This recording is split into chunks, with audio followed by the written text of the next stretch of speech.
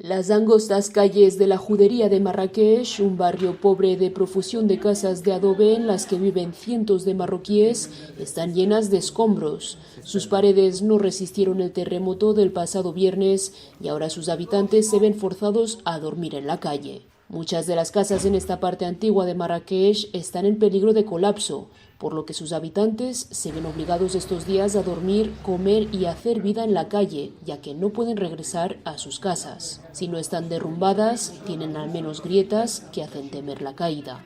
Entre los vecinos del barrio está Youssef Belgarabia, un joven de 23 años con sombrero de paja y sonrisa fácil que se dedica a vender pan y a hacer malabares en la famosa plaza central de Marrakech. Su casa está completamente destruida. En la Judería, algunos, como la familia de Youssef, tienen las casas en propiedad, pero la mayoría están de alquiler.